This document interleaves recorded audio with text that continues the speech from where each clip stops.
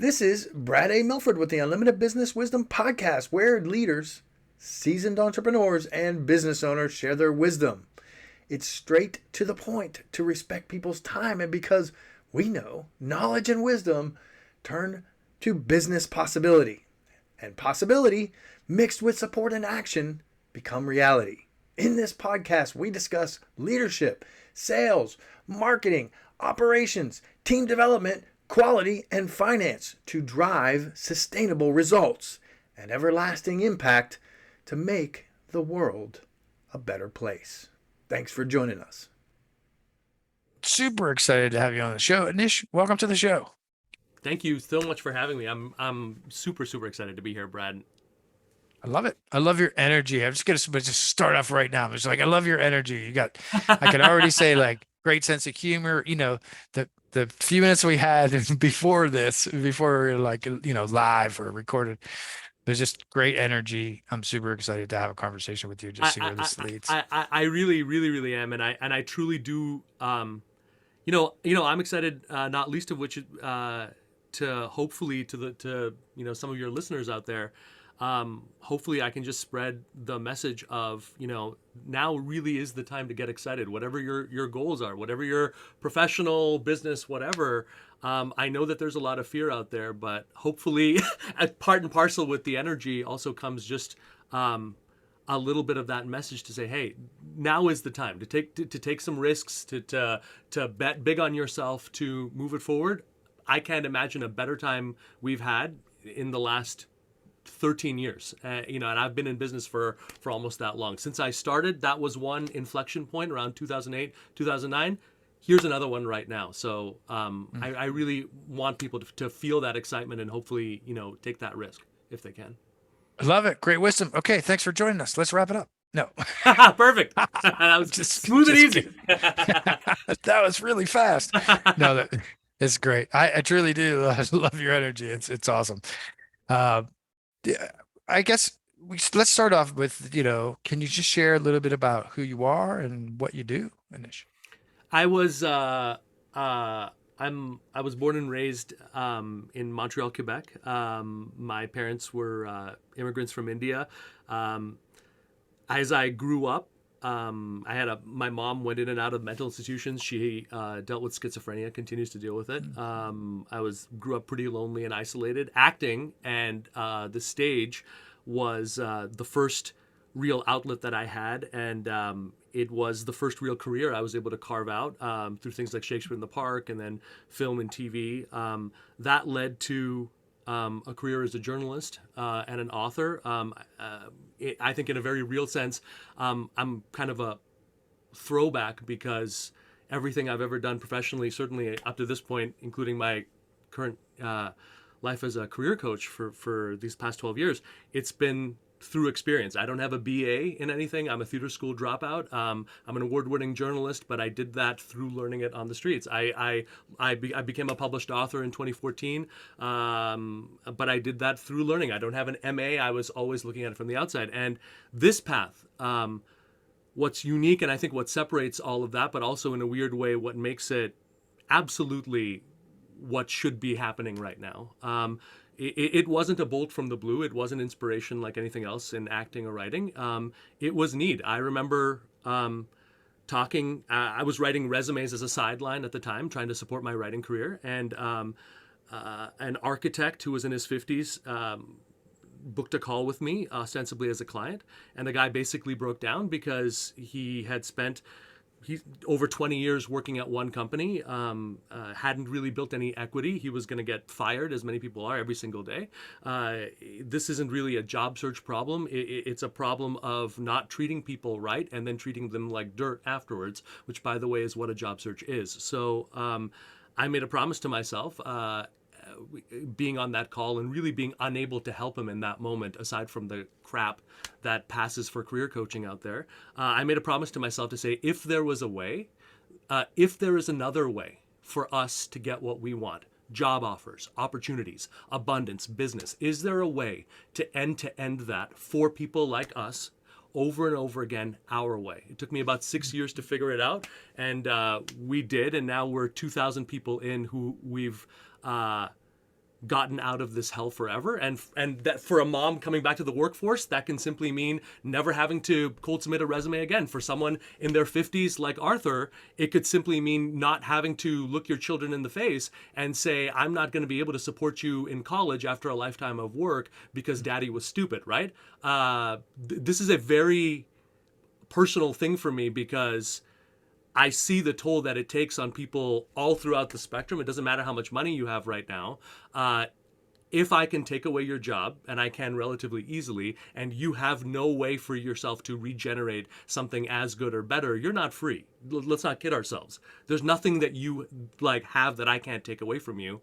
And that's the situation that most people are. So however high up you rise, you're still kind of subservient to the vagaries of that personality of the boss, aren't you? You're still kind of, subject to the great resignation, or insert whatever fear thing you want right now. This is the situation that we're in, which is everyone is told, hey, you need to be successful, do all of these things, but no one, they withhold the crucial piece, right? Which is how specifically are you going to do that? And those who can answer that, and those who can't, that's just another way to say the haves and the have-nots when we're looking at the road ahead. I love this conversation. It's a fascinating conversation. I see it from both sides. I'm sure there's many perspectives, right? But I'm seeing it from both sides. So from the entrepreneurial side, I hear from a lot of people that say, like, I'm unemployable. Right? So you're a great technician, and you reach a certain point, and then you're, for whatever reason, different for everybody, but like you feel like you're unemployable. Yes. Desperately needed skills there in saying, I'm not really unemployable. It might look different, but tapping into someone like yourself, just be able to put that together, put those pieces together, and how they portray that.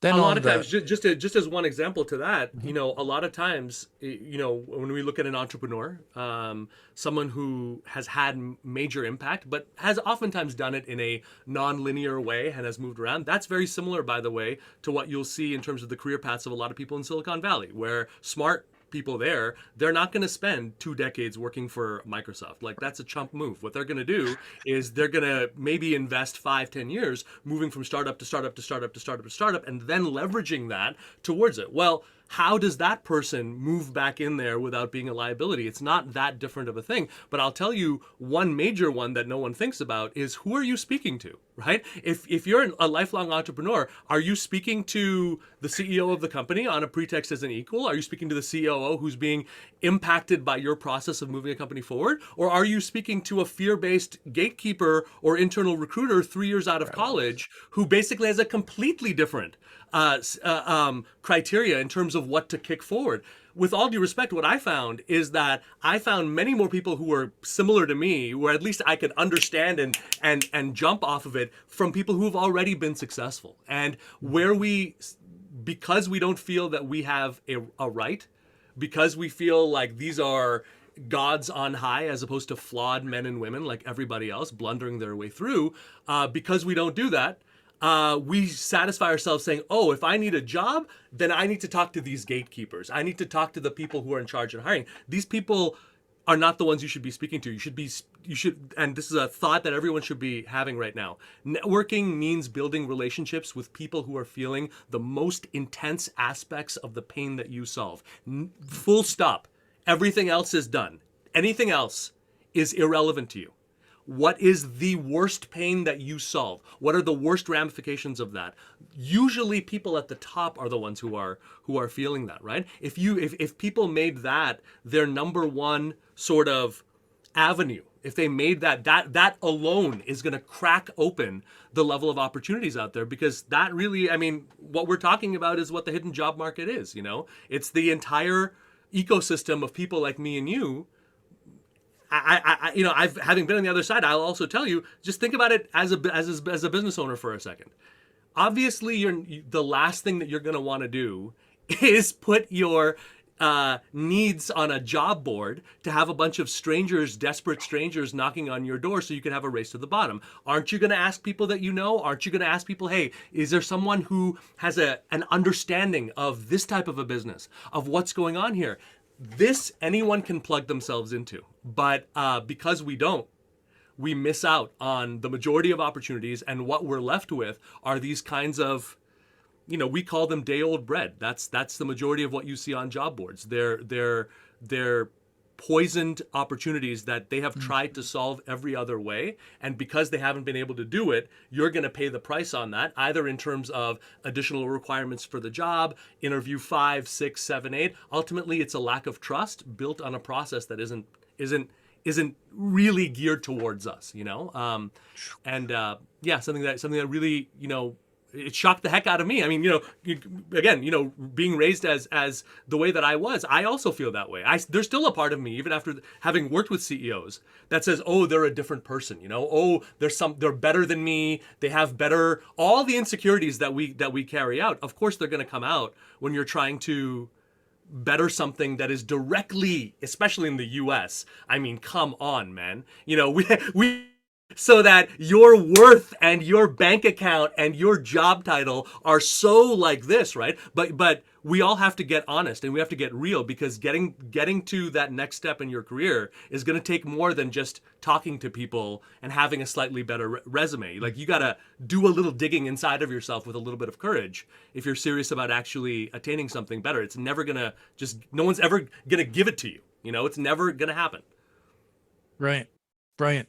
I was trying to pinpoint one point there that you made throughout that, but you dropped so much in that what you just shared in a very short amount of time, and there were so many points where I wanted to jump up and scream like, yes. Well, hopefully yes. Hopefully I can.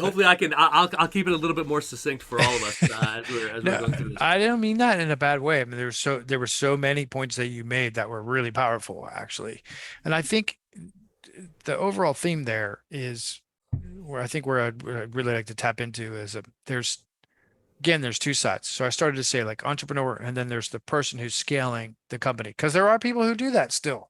Yes. And I mean, regardless of loyalty or whatever people might say, I mean, there are people that's their preferred route. They just want to go with one company where they feel comfortable, where they can do a great job, whatever. There are many people when you've got leaders and followers and all that in between, right? And so there are multiple paths. It's not just one. But I think what I really heard you say that was really powerful. This is where I think that the link is for everybody, is that regardless of our path, there's something inside of us that not always, maybe not everyone, but a lot of people don't feel worthy enough to be able to skip the route, like you were talking about, like whether it's an HR person or whatever. That HR person is designed to weed you out. That is their job, to weed you out. And if you can bypass that, I mean, you sort of tapped into that. If you could bypass that and come around to the problem that needs to be solved for the business. I mean, I thought that was brilliant that you shared that. It's no different if you're an entrepreneur. Like, what is the biggest problem that you solve? And so why would it be different if you were scaling in business? What is the biggest problem that you solve? And then who is it that has that problem? Yep. So speaking to me from both sides, when I was trying to not be an entrepreneur, when I was trying to follow, the business route, I wish I had known that. Right. Because I just escaped me. I thought I just had to go through the traditional resources, but I never found a job that way. Yes. It always came when I got through an event or something, I got my resume or CV, to someone higher up, and then they sent it down to HR with their initials on it and said, look at this guy. Mm-hmm. That's how you get hired.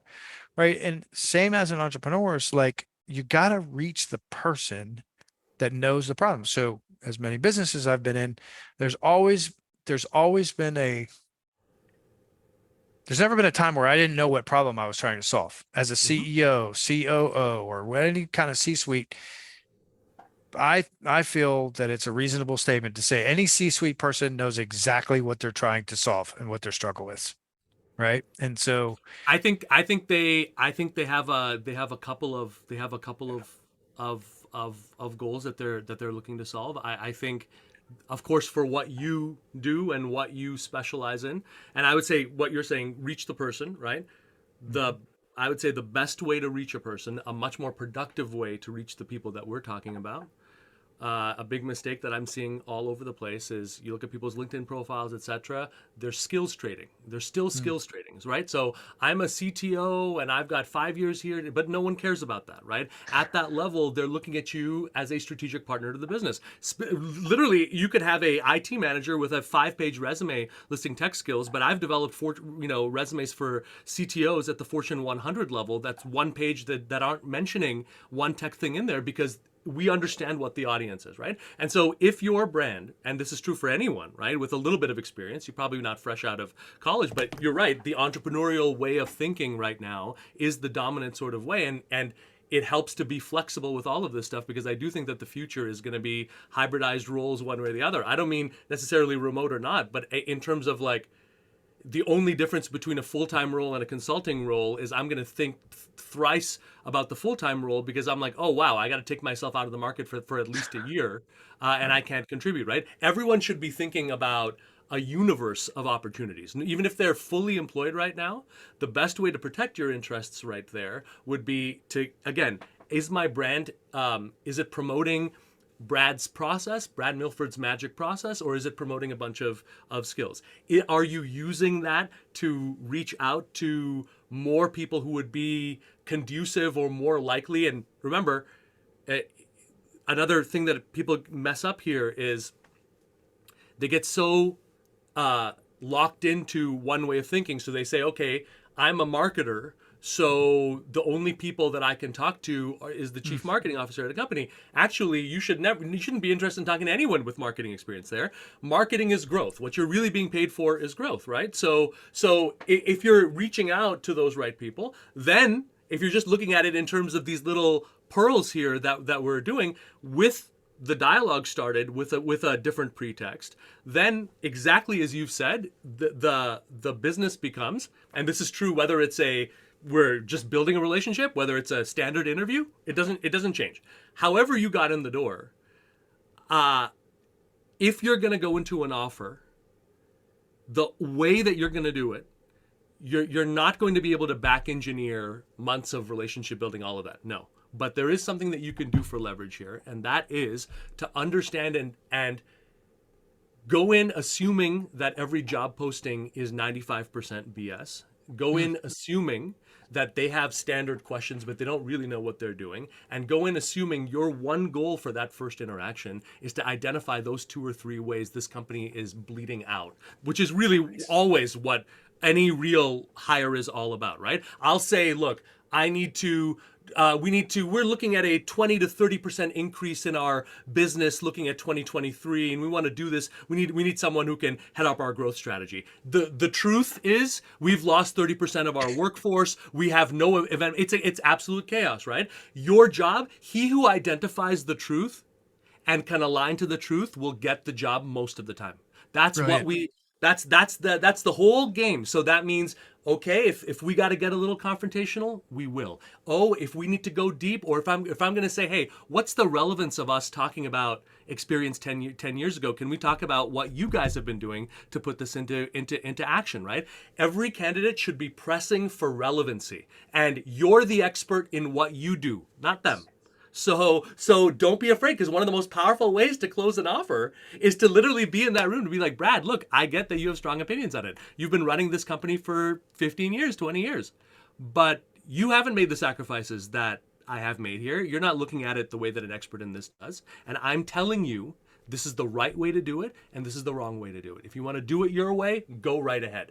If you want my help on this, and you want to partner in this to do it the only way that I think it needs to be done, let's talk about this now. Not 2 weeks down the line when you run it up the flagpole, because you guys have already burnt through 30% of your workforce right now. And I'm just essentially, what you want to do is hang them with their own rope. That's the truth. I mean, I know I'm being a little dramatic about this, but that's the thing that kills so many qualified people. They're trying to good student this thing, right? So I say yes to everything that's there. I pretend, good daddy and mommy knows exactly what's up. No one knows what's going on. So your job is to identify what is really going on, right? What's really going on? If you're if I'm in a first date with someone, how are things going to go there if at some point it doesn't go beneath this stuff? If there's some point there's not a connection, a real connection there, I love it. Yeah, but you were right. I mean, it's a roundabout way to say your instincts were absolutely right in terms of the way to do it. I do believe that, this thing about networking and all of this, I think that underneath the newness, like, we all know this. Like, we knew on some level, and we know as human beings on some level, that our salvation is going to come from individuals, not some big third thing, not some dumb dream job or whatever. It's going to come through me putting my faith in Brad putting his faith in Anish, and us being able to move forward together. And if you're not willing to put yourself out there in that way, you have no business being a part of the wave of the future, which is going to be, by the way, success here and a big, giant vacuum underneath, filled with college grads, by the way, filled with PhDs. I question, this is fascinating conversation, and I need to reel it in so we can get through a few of the other questions. But I'm not so sure this is. I know you said the wave of the future a couple of times, but I'd like to question that. Is this really the wave of the future, or is it really the way things have been done all along at a higher level? I mean, I don't know the answer to that. I've only been in the market for 30. I think you're right. I think what I mean by the wave of the future is like people who are willing to make a kind of psychological and then action oriented turn that says, okay, I'm the one who's responsible for everything. You know what I mean? Like, I'm the one who's responsible for everything. That part and that way for sure of doing business has gone on. What I mean by the wave of the future is that the continued illusion that there is any kind of an answer in Monster, in Indeed, in LinkedIn job postings, that can come and save you because you've done enough and there's always going to be some jobs available for you now. What I mean by the wave of the future is, like, in the next 3 to 5 years, there's going to be waves and waves of panic going through the marketplace, because what we're also seeing, by the way, is that because mechanization, if you will, of all this hiring, because it hasn't done anything to improve the quality of hires, because it hasn't done anything to do retention, performance, any of that stuff, every major company out there is investing massive amounts of money to try to get this stuff internally, to try to find alternate channels. They're just not advertising it because there's not enough of a volume here. We're not going to change the entire workforce of college-educated, non-college educated people towards taking this kind of an approach. Not everyone's going to do it. And I'm just trying to be honest with you here, because I can sit here and tell you everyone's going to be fine and everyone's going to be great, but that's not the world that I see here. And it's not a tech thing. It's a human being thing, Oh, say it again. Say it again. I'm so with you. I'm not going to say it. I hope one of your listeners actually has the courage to stop being just a silent podcast listener and actually do something with their life. I don't need to say it. I've already become rich and successful doing what I do. You know what I mean?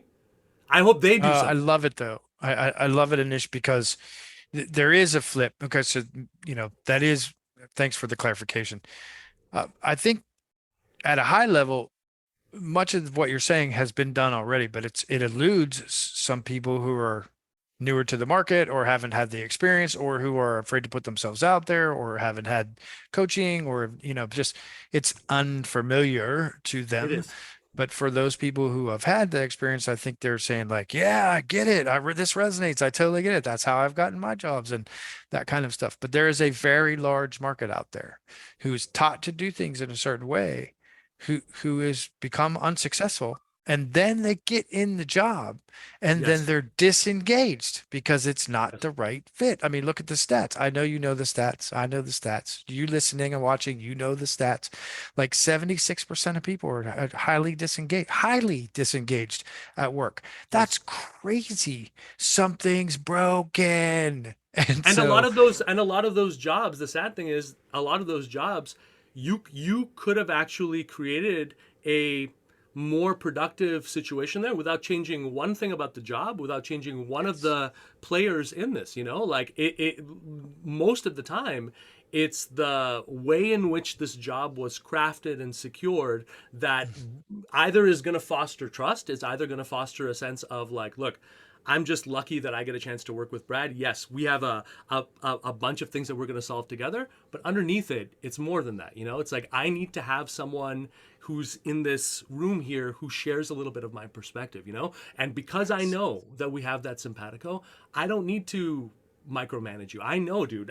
You're the man when it comes to what you do, and I know that you have that accountability for that which is truly important, which is also shared by me. So if we can start from that place, right, versus one which is like, fine, we got to hire someone. Let me, dude, he's a little bit, he's not the ideal age. He's not this, he's not this, he's not this, whatever. Let's just do it. But you know what? When he comes in, I'm gonna make sure that he has a couple of emails for me, just laying out the lay of the land. Because we had one crappy hire come through the door. I'm not gonna make sure that we're not gonna repeat this mistake with Brad over here. Ugh. Funny guy Brad over here with his solutions and his over the hill kind of way of thinking. But anyway, let's just move on to the next thing, right? This happens every day, right? And it's no one's fault. It's no one's fault. Like that's the thing. It's like we all are like. Crying out for a better way of doing it. But, to your point, it doesn't require you to be an extrovert. Many of the people I work with, they became successful and they came out of specifically China. They came out of India. Based on an educational system that actually rewarded the opposite of what we're talking about. So the more you can conform, the more you can fit yourself into a tight inhuman box, the more you can get one of those spots. But the thing is, they come over here, they rise to a certain level, and then, again, without telling anybody, the game changes. And all of a sudden, you've got to know, you've got to know how to flex your power a little bit. You've got to know how to have a little authority. You've got to know how to stand up for yourself. And so if you try to attack that, at a VP, SVP, even higher level, and you're like, how do I good student this? How do I good student this? This is exactly the same reason why my own father, despite years and years of success at Bell Helicopter, was kneecapped from going to the top. Because at a certain point, it's like, we don't really need the immigrant, like desperately looking for a way in. You know what I mean? That's not cool. That's not what I need here from you. Real stuff. I need right something there. different Real from stuff. you, right? So you can stumble, you can hesitate, you can have a terrible accent. It doesn't matter. What matters is the willingness to say, hey, based on everything that I've seen, there's a right way, there's a wrong way. There's 50 ways I can brand myself, but I'm going to choose one of those that I actually believe in, and I'm going to move that to the marketplace, and I'm going to do my best to help every single person that I build a relationship with, regardless of whether or not I do business with them. No strings attached, no resume, no LinkedIn, nothing. I'm giving you 30 minutes. What you're going to give me is the exact same stakes that I demand of every single person that I work with, which is that, Brad, if I'm looking at your career and I'm making a suggestion, pal, know it. I'm not suggesting. I didn't take time away, by the way, from my 3 kids and my wife to just have a podcast conversation with you. If I didn't believe that there was a real potential to positively impact the lives of some of your listeners, some of whom might be frozen right now and are not going to move if we don't, I wouldn't be here. And I would want that same level of commitment for everyone I do business with. And you better believe I demand that of you if you're using some of my paid time, right? That's also what networking can be. But who teaches us this? Now that's twice he called you out. So if you're listening and you're watching and you heard that, yeah, we'll see, dude. That's 2 times. He's like, actually do something about it, because that's where the magic happens. Right now, he just called you out again. So I love that. It's not. I mean it's it not in a loving it's not way. it's not all a broken hiring process. I'd love to say that. Part of that is also the lack of courage of the American people right now. Part of that is the lack of sharing good advice that makes you feel good for the 30 minutes that you listen to it, but isn't actually followed up, right? I don't care if it actually alienates. I don't care who it alienates. There's enough people out there who are butthurt by the world out there. I'm only speaking to the 1 in 100, the 1 in 1,000, the 1 in 500 who still, there's a reason to break you out of the matrix. And if you don't hear it, if that doesn't resonate to you based on what we've been talking about, I'm not sure much ever will. Ouch. Number 3, zing. No, I love it, Anish. I mean, it's real talk. I love it. I'm gonna ask you a couple, just a series of short questions. All right, this has been great. I love the conversation. We'll continue on. What's the best thing about being a business for you? The best thing about running a business? Yeah.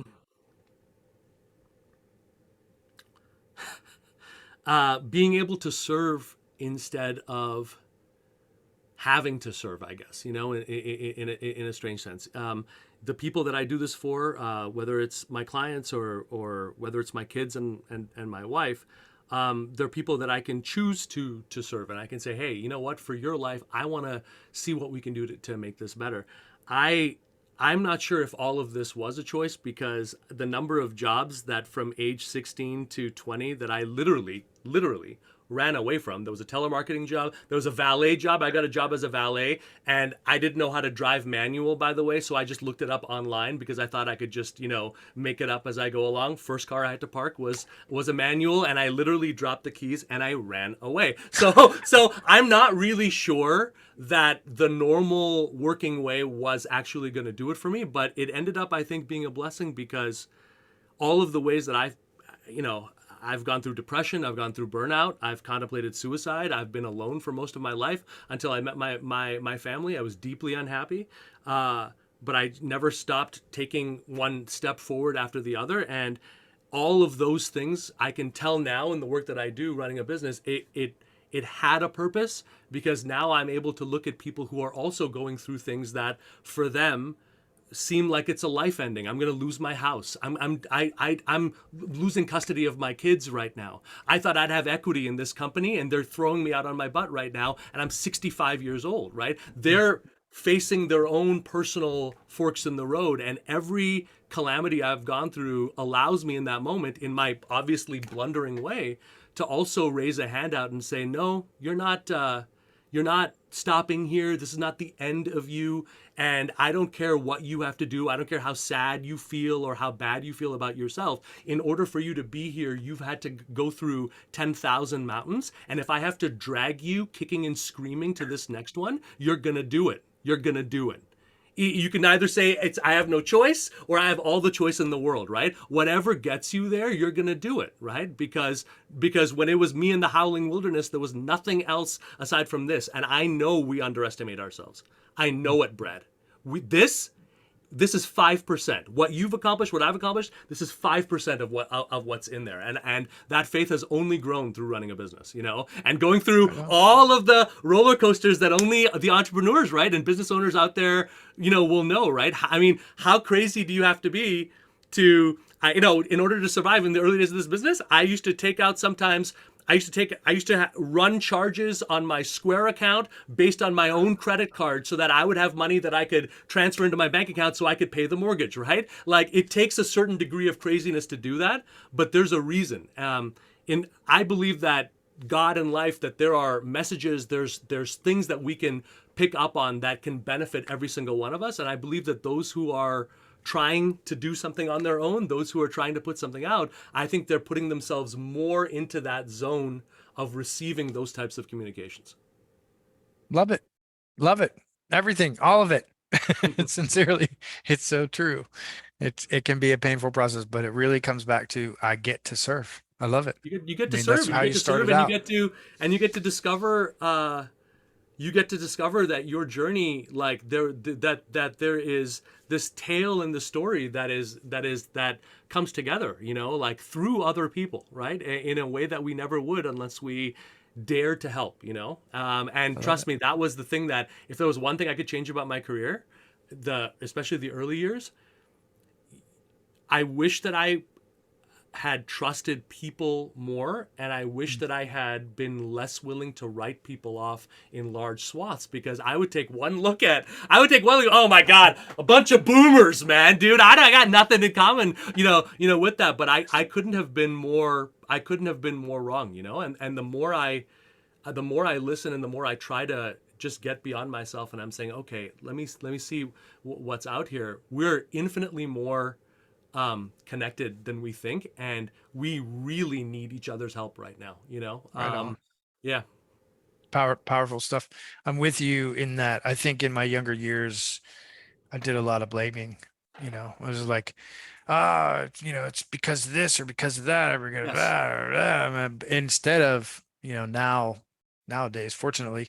I flipped the script and realized that it's not about them. It's about how I'm approaching the situation, but it takes some maturity to get there. You've So completely I flipped the think script. Are you kidding me, Brad? I mean, holy cow! With the life that you lead and the amazing things that you have done in your life and career, I mean, I think to me that you're a living example of consciously, unconsciously, but through years and years of dedicated wisdom and focus, carving out a life that is yours. Right at the end of the day, a life that I hope at the on your deathbed, you're looking back, you're like, look, good, bad, or ugly, as Hunter S. Thompson said, what a ride, what a roller coaster. I left it all out there. This is good, but this could have only been lived by you, right and on. that's what I want for all of us, like I want this to be a life that what life and God could have only given you, no one else. That's there's actually a really important point there. And so whether it's you or I or you listening or watching, I mean, that's there really is an underlying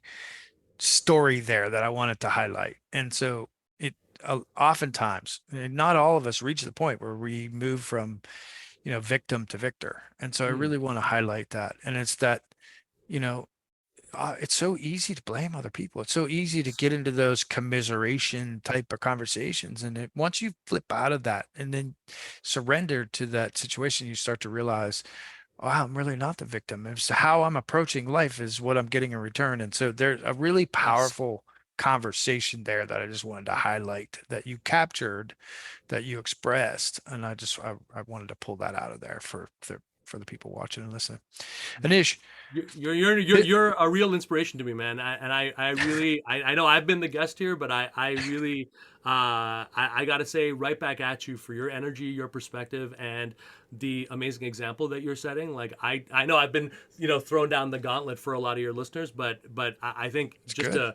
just to rebalance it, I got to say, like, I don't think there's many better destinations if you're serious about like getting the kind of insider knowledge that's actually going to make you successful and help you avoid some of the pitfalls out there, dude. I am a fan, and I continue to be a eager listener of what you've got coming up next.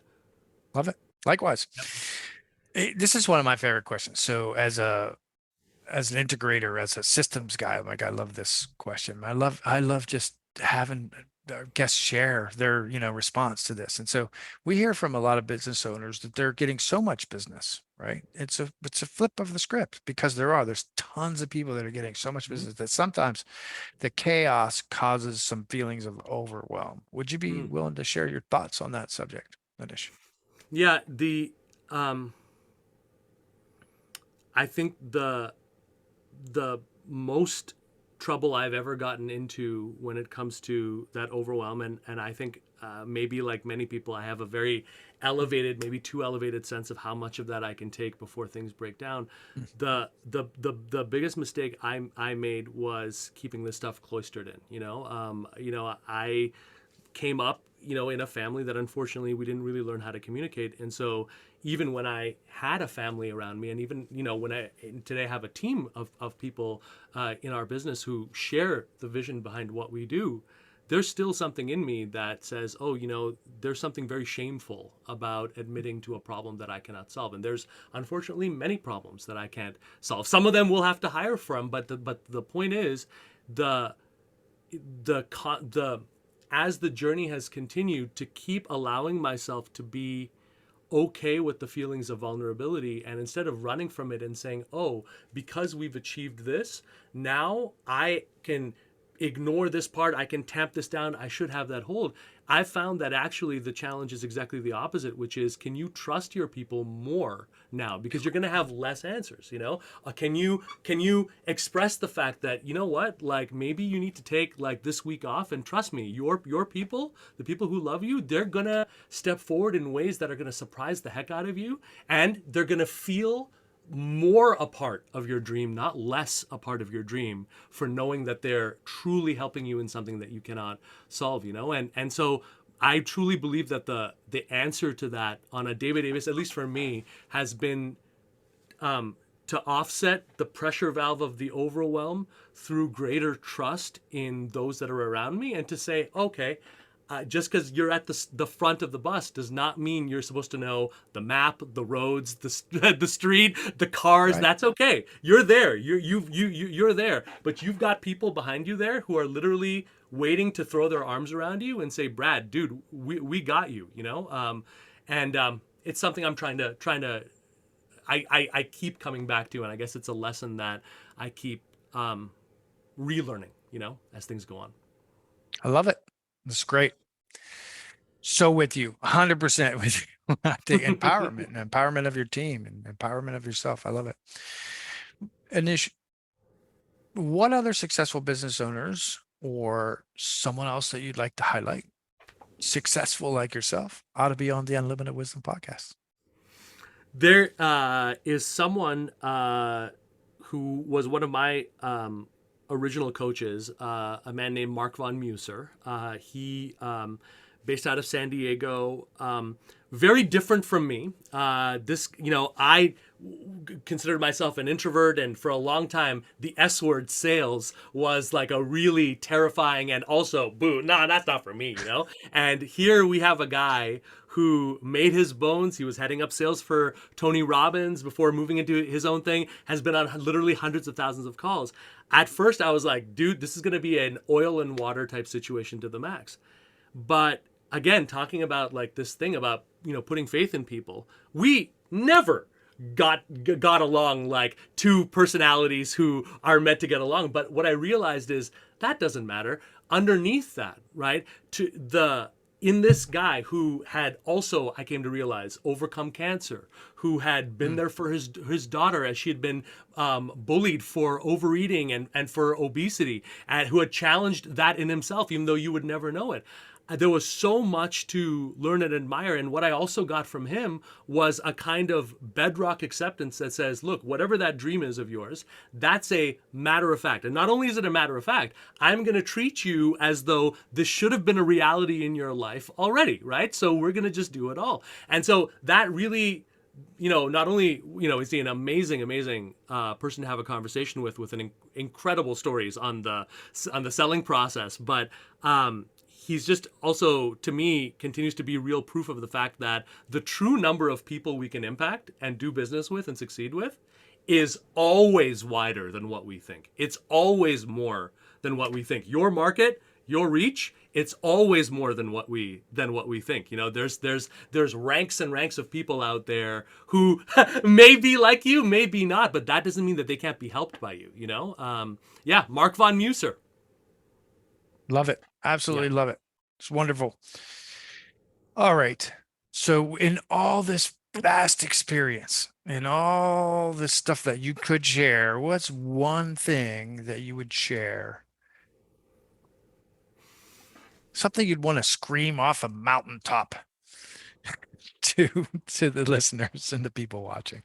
What's one piece of wisdom that you'd like to share with the audience? There is nothing as powerful as being able to look someone in the eye or eyes and give them your assurance that based on what you know, based on who you are, that this is the right way forward, that this is something that needs to happen. And the reason I'm sharing that is because even from a statistical, but also from just a basic human thing, so many times the life-changing opportunity is right here. It is literally here.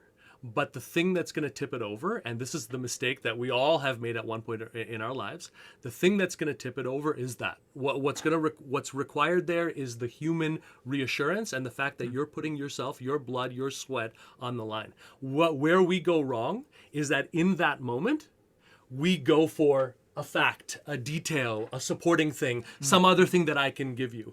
And what I would say to each and every one listening here, use that more, right? Use the accountability that you're going to bring anyway to anything that you care about pursuing, the hunger that made you start up this business, that grow it, but verbalize it. Don't be afraid to verbalize that, because it's one of the most powerful currencies that anyone has, and you don't need to have a degree or a background in anything to have it, but boy does it resonate out there.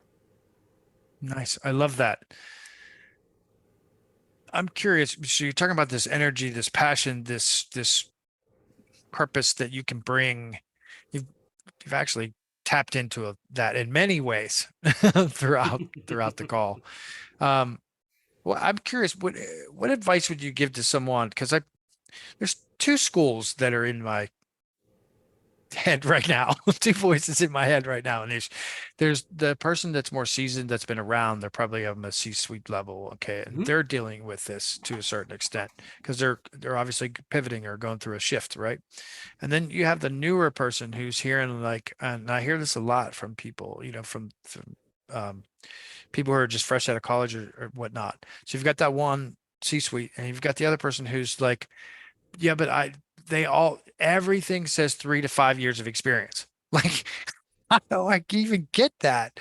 So I'm curious, like, how do you tap into this energy, this brilliance, this purpose that you're supposed to be in this spot, but you just can't seem to get there? What advice would you share for those people One of experiencing one of the most powerful tools that our clients use, but it's a way of thinking about this. Is if you could have the visual for a second of, let's say, you have a shoulder pain, you go to see a doctor, you're sitting down in that waiting room, the doctor comes in. If you think about it, right, the doctor is asking the questions.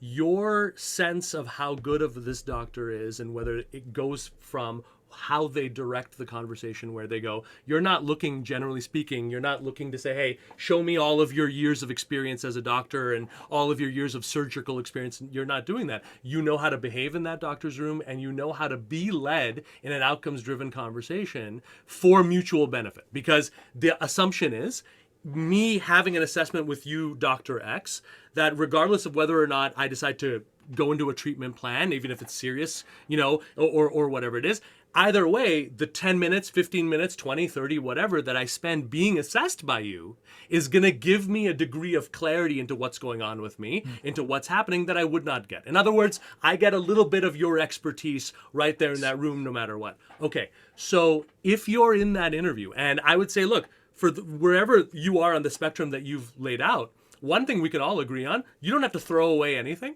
but whatever your main approaches are, let's call diversifying the name of the game, okay? So if you don't do any networking whatsoever, put a challenge on yourself. Hey, 5%, okay? 5% of the actions that I'm doing in this coming week, I want it to be based around LinkedIn. I want it to be based around sending some connection requests out to the right people. I want to start putting my toes in the water. The more you do that, whether it's diversifying that way, or let's say you're entirely doing that and you say, hey, you know what, I'm going to stop discounting these job postings, but what I am going to do is I'm going to take I'm going to use some of what I'm learning in these conversations towards applying some pressure here. Either way, what it's going to come down to is you having a game plan of how to take that conversation, and through the questions that you ask, and I would say for everyone, we need to spend way less time thinking about answers to questions, and we need to spend infinitely more time coming up with questions across every facet, because the questions will unlock everything. It'll unlock the Valhalla. And the really cool thing about it is, this world that we're talking about, yeah, it's been around, but what's going to make it magic is that when Brad does it, your process, your way, everything that makes you you and the way that you do it is going to deliver a kind of result, and it's going to deliver a kind of journey that no one else can. If we set that way of thinking here and we say, okay, instead of having someone who sits down, slides that resume, and just sort of waits for the first question to be asked, right? If you had someone who said, okay, I'm going to have some questions about what's your current state of affairs going right now? I'm going to have some about your past. I'm going to start about beliefs and motivators, some things that relate to my offer and my brand. If I have a game plan, not only will you know where to go, but you're also going to understand that if I'm talking to people within these industries who are roughly in this strata, they all have massive degrees of commonality, but they don't know it, but you shortly will, which means that you're going to understand, which means that before I go into the next conversation, I know what competitor A is doing, B, and I can look at this thing with a little bit more of a critical eye. That's the eye of an expert, and that's the thing that can really transform. So I would say for all of you, questions, right? Questions. Think like a journalist, right? Really ask yourself, if I can get you talking and if I can get you sharing, and as we say in our line of work, have a conversation that throws up a mirror to the other side, right? That allows you to see this and allows you to move forward. That will transform the results that you see, And that's a huge part of the game, is getting this thing into a zone where people are knowing, liking, and trusting you enough to share and have that back and forth. And that'll work, by the way, just as much for a recruiter or a hiring manager. Yes, they might be in a different zone in all of that, but the magic of that, of being able to open it up that way and being able to move it forward, that will happen sooner or later for any opportunity that is worth you being a part of. Like, if the change never happens, like if you are implementing all of this and they never are willing to engage with you as an equal, they're never able to be honest with you about what's going on, they're never able to be accountable with you, these are all early indicators of what we call see ya, because at the end of the day, you're just one company, right? But you as one person, you have a finite amount of time to make an impact. You deserve to get the best of what is out there, and that means also not being afraid to say no early to those things that aren't working, so you can keep your attention on those things that are. Right on. I absolutely love it. Powerful, powerful, powerful stuff. And this has been an amazing conversation. I really love this. This is authentic. It's real. It's down to earth. I mean, you call some people out and like just try to get them to nudge them off the fence. I mean, this has been nudging, real. Positive nudging. This positive nudging, of course. Yes. Loving nudges. Loving nudging. Yeah. I love this. I mean, this is the real deal. This is what the podcast is about, right? It's to be able to serve and offer people this space, right? And so I know you took a chunk out of your day to be here, and I just want to highlight you and celebrate you for actually doing that, right? You could be serving your clients right now, but you're here serving on the podcast. So thank you for being who you are. You're welcome. And how you serve. I know we shared this, like even not knowing you for years and years, I feel like we're kindred spirits, right? And I know that you share the commonality that we work to live and not live to work. And so I ask every guest, what's the most fun vacation you've ever had? Because it gives us a chance to get to know each other a little bit. I've at this point, I've been lucky. I've been to Ireland, India, a couple places, but the vacation that I treasure the most was very different. It lasted about a week. I didn't leave my apartment in Rochester. It was a mental and video game vacation that I took after I had finished rewriting what became my novel, which took 8 years. I thought it would take a year and a half. It became, but on the day that I turned that in to my agent, I didn't have any money. We were all struggling, but I had enough to, go to Best Buy and grab that video game system. And I hadn't played since I was a kid. My wife was at work, and I remember playing and just feeling the sense of, as tired as I was, limitless possibility. And I think that, people out there who are creating, who are, taking a bet on themselves, however they're doing that, the thing that you get on the other side of the sometimes crazy risk, or even the family members who are like, what are you, nuts? Like, what are you doing? Like, I think on the other side is you do get to feel more of that. You get to feel, even in the down moments, even in the struggle moments, you get the sense that's like, hey, you know what? Even if I go down, and I know I've felt this in my own business, during moments of insane challenge, like even if I go down, like I go down knowing I'm safe and secure, that I was doing the best that I could, the highest place that I could. I was doing everything I could to help. I was doing everything I could to move this forward, and I was reaching outwards and upwards to the utmost of my ability. I wasn't leaving anything in the tank, and that does an amazing job of removing regret from the equation, no matter what, success or failure. And a lot of the things that I thought were failures, back then, a lot of things where I was like, oh, I wish this part of my career was further on. The twists and turns you come, my acting career, that's a superpower now as a career coach, because I get to coach people on the behavior side, and that's a huge part of hiring, but no one talks about it, so I never thought that it would lend this way. But again, faith in other people and faith in the ability to say, hey, dude, I got this and I can go there. I still remember that. I still remember that vacation where I was taken back to age 16 for just 7 precious days. After that, I had to get back into the fight and the and wage battle again. But I will never forget that the feeling of those days. It truly felt rejuvenating. I love it. It's all about the feeling of gratitude, the feeling of freedom, the feeling of like, hey, I get to do this and I don't have to worry about anything else. And it's a beautiful 100%. Thing. Thank you so much. Thank you so much for sharing.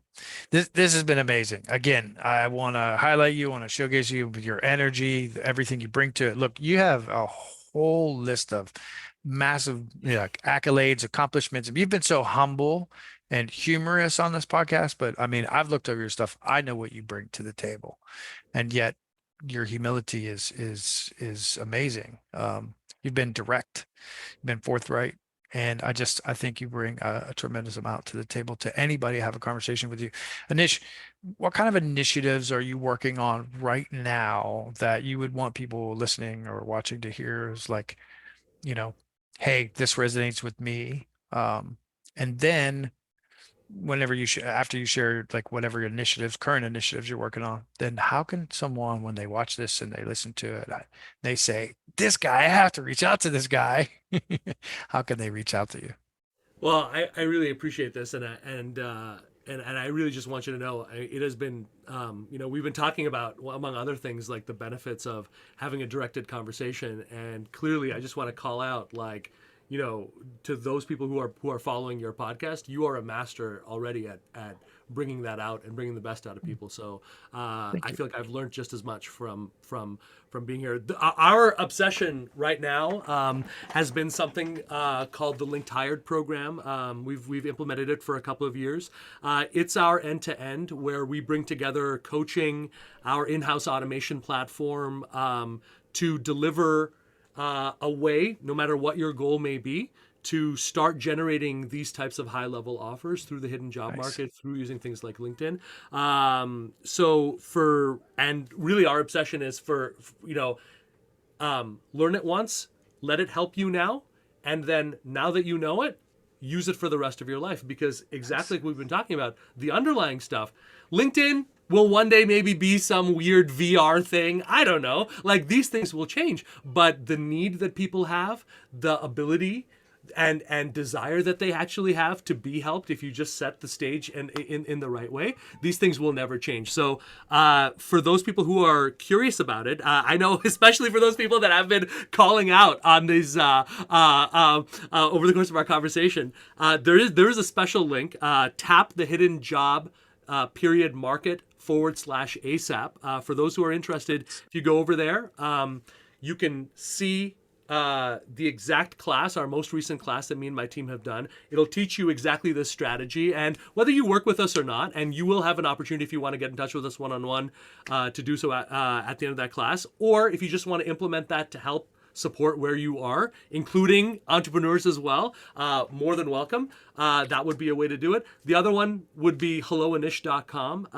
If you want to just go a little bit deeper down the rabbit hole of the career trainings and some of the insights that we're pulling every day from the people that we're working with, who are, some consider themselves, they wouldn't have an entrepreneurial bone in their body, but this human thing, it really, it can turn this something that people have associate with dread into something that can really, truly, no BS, feel empowering and make you feel good. And I would imagine as good as I would hope you feel on Monday morning, where you could have so much business in front of you, but look at what you're putting out there, So for anyone who's interested, those would be the ways. If you're on LinkedIn, I'm on LinkedIn as well. Anish in career. I promise you, there's not that many brown guys doing this, so would love a follow for those people who are listening, and just sending out that love and gratitude, as you say, to each and every one of your listeners. You know, if you're doing stuff like this and you're taking action like this, you're already sipping from the golden trough. You know what I mean? Like, come on, now's not the time to pull your punches. You know what I'm saying? Like go for it. I'm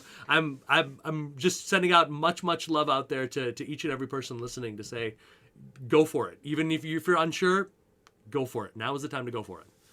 Wonderful. Thank you so much. I love the free links and the action oriented stuff, and just like, I love the offer. So you made your offer. It's like, hey, look, there learn you go. something. And if it, There you and go. if it resonates with you, cool, let's hop on a call. And so I want to encourage you, if you're listening, if you're still on the call right now, here's what you need to do. You look down below and click the links, check out the stuff, and it resonates with you, then reach out to his team and have an actual conversation. This is where I get to call you out. He called you out earlier. I'm going to call you out now. So, like, actually have a human conversation. I know it's a rare, strange thing, but like, that's what changes the world. So I want to encourage you to do that. So the links are down below. And Anish, thank you once again for your time. You took a chunk out of your day to be here to serve. So thank you for that. I appreciate you. It's been an absolute blessing and an honor to chat with you today. So thank you so much. Thank you, my man. This is Brad A. Milford with the Unlimited Business Wisdom Podcast, where leaders, seasoned entrepreneurs, and business owners share their wisdom. If you're looking for more on leadership, sales, marketing, or operations to drive team development, higher quality, and high-level sustainable profits, we encourage you to join the Built for Brilliance community on Facebook, or reach out to us about one of our mastermind groups, coaching or consulting, or even fractional COO services. You can reach us at buildbrilliance.net/contact. We thank you for listening, for sharing the show, and appreciate your rating and reviews, as this makes more shows possible. Thanks for joining us.